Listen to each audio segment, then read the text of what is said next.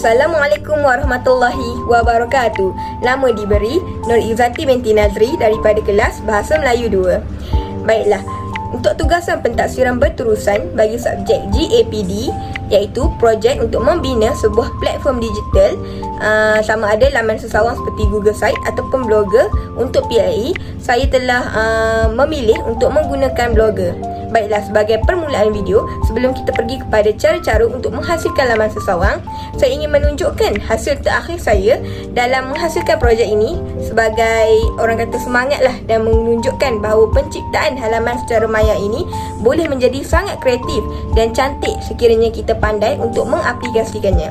Saya juga akan menyelitkan pautan secara QR code kepada penonton supaya penonton, saudara-saudari yang sedang menonton video saya ini boleh scan QR code itu dan boleh melihat blogger yang saya hasilkan ini dengan lebih detail dan terperinci. Baiklah penonton maya sekalian, untuk menghasilkan blog ini, pada pendapat saya lah kan, bagi pengguna yang baru, mereka akan merasa sedikit sukar dan terlalu complicated kerana hal ini biasa bagi mereka, kerana macam biasalah orang kata alah bisa tegal biasa. Pada permulaannya, mereka akan merasa sukar untuk menggunakan Google Site ataupun blogger ini kerana terdapat banyak tempat yang perlu diisi dan maklumat yang perlu diisi dengan sempurna. Tetapi seperti pepatah dulu kata, kalau tidak dipecahkan ruyung, manakan dapat sagunya. Dan jika seseorang itu menginginkan sesebuah hasil yang cantik, seperti menginginkan blog sendiri yang cantik, menarik dan kreatif, mereka perlulah berusaha keras dahulu, barulah mereka akan mendapat hasil pada akhirnya. Baiklah, tanpa membuang masa, saya akan menerangkan secara ringkas dan padat tentang langkah-langkah untuk membina blog dan cara-cara untuk menggunakannya dalam video saya pada kali ini.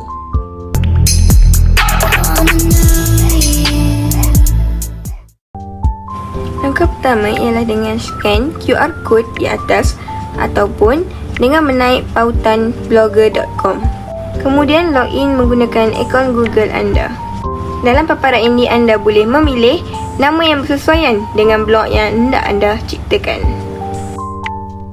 Kemudian rekalah apa-apa sahaja nama bagi pautan bagi blog anda. Nama bagi pautan ini hendaklah unik dan tidak sama dengan blog yang telah diciptakan oleh orang lain. Langkah seterusnya ialah dengan menulis nama pengarang bagi blog yang diciptakan. Di sini anda boleh menggunakan nama samaran ataupun nama ringkas anda. Log masuk ke dalam akaun blogger anda telah selesai. Sekarang saya akan menunjukkan satu persatu widget ataupun alatan yang terdapat dalam blogger ini. Dalam pautan post ini, anda boleh menulis setiap apa yang hendak anda sampaikan, sama ada dalam bentuk gambar, penulisan ataupun sharing tentang apa-apa ilmu pengetahuan yang hendak anda sampaikan. Anda boleh menulis, menyertakan gambar, meletakkan emoji ataupun menyediakan pautan video supaya anda punya blog mempunyai keunikan dan mempunyai pautan yang dapat dicapai oleh orang lain. Dalam halaman post ini juga, pautan seperti video di YouTube, di dalam laman-laman sesawang di dalam Google juga dapat disertakan dan diselitkan di dalam laman sesawang ini dengan hanya menyalin pautan pada YouTube tersebut. Bukti-bukti gambar juga boleh diambil menerusi laman sesawang ataupun boleh diupload daripada komputer masing-masing. Baiklah, setelah menyelesaikan sebuah post, saya akan menunjukkan video-video lain yang ada dalam blogger ini. Ini merupakan statistik di mana kita boleh lihat perkembangan blogger kita, sama ada berapa orang sudah melihat ataupun berapa orang sudah komen di halaman blogger kita. Seterusnya ialah di laman komen, dan earning ini ialah di halaman kita dapat mengetahui bahawa blogger kita mampu atau tidak mampu untuk mendapat bayaran. Kemudian di bahagian page dan layout ini, kita dapat mengisi maklumat yang lebih lanjut tentang blogger atau tentang maklumat yang ingin kita sampaikan. Tema bagi sebuah halaman itu dapat ditentukan mengikut kesesuaian halaman dan isi yang hendak disampaikan. Pada bahagian atur cara ataupun setting, kita dapat mengubah tajuk, description, bahasa, serta mengubah profil, gambar-gambar profil ataupun nama profil yang hendak dipaparkan pada laman blog kita.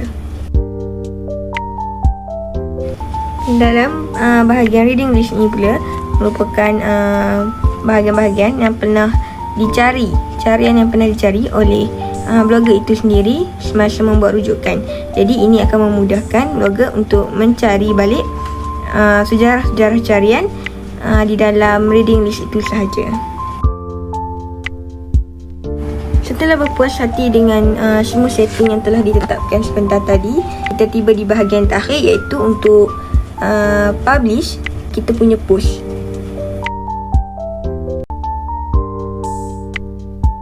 Kemudian klik pada butang view blog yang berada pada kiri bawah sekali untuk melihat blog yang telah kita cipta sebentar tadi. Baiklah, ini merupakan hasil karya saya yang terakhir dalam menyiapkan tugasan ini. Saya telah melaksanakan beberapa carian mengenai Bahasa Melayu Pendidikan Rendah bagi tahun 4 bagi kemahiran membaca. Macam mana?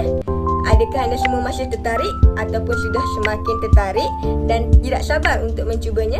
Saya berharap bahawa langkah yang saya jelaskan sebentar tadi sedikit sebanyak dapat memberi ilmu serta membantu kepada warganet di luar sana yang ingin berjinak-jinak dalam penghasilan laman sesawang. Kerana jangan pernah untuk berhenti mencuba, kerana kita tidak tahu apa yang akan berlaku pada masa hadapan. Baiklah, sebagai penutup kepada video saya pada kali ini, saya akan mendedahkan kepada semua tentang apakah kelebihan dan manfaat setelah menggunakan laman sesawang yang berbentuk blogger ini. Yang pertama, kita dapat menjana pendapatan. Hal ini tidak akan memberi kesan kepada yang baru memasuki alam blogger ini. Namun, sekiranya anda sentiasa menghasilkan post-post terkini dan anda rajin untuk menulis perkara yang mampu menyumbang kepada masyarakat, statistik dalam akaun blog anda akan semakin menaik dan hal ini dapat membantu anda untuk menjana pendapatan sampingan daripada penghasilan laman sesawang ini. Walaupun pada mulanya hanyalah bertujuan sebagai suka-suka ataupun hobi saja, tetapi lama-kelamaan hobi ini akan menjadi biasa dan dapat menjadi sebuah platform untuk mencari pendapatan yang lain. Yang kedua, anda dapat melebarkan sayap dengan lebih meluas. Sebagai contoh, saya beri contoh kepada yang ingin berniaga. Mereka dapat mengkomersialkan produk mereka dengan cara yang lebih kreatif dan mudah diakses oleh orang ramai. Seperti mana yang telah saya tunjukkan dalam video saya pada awal video ini, saya telah menunjukkan cara-cara untuk membuat blogger ini dan langkahnya amatlah mudah. Seperti yang tuan-tuan dan puan-puan telah buat. Tuan-tuan dan puan-puan hanya perlu scan sahaja QR code dan ianya akan membawa kepada halaman blog yang telah saya cipta. Dan yang terakhir, blogger ini juga dapat membantu diri sendiri untuk menyimpan data untuk tetapan ramai dan untuk kegunaan pada masa akan datang.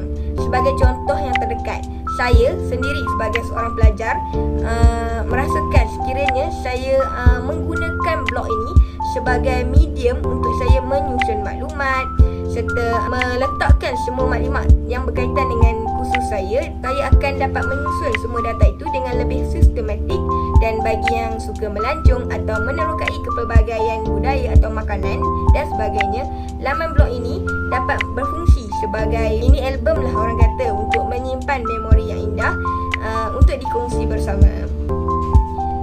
Baiklah, dengan ini saya mengakhiri video saya dengan serangkap pantun. Video ini dicipta untukmu, dipenuhi dengan pelbagai inti.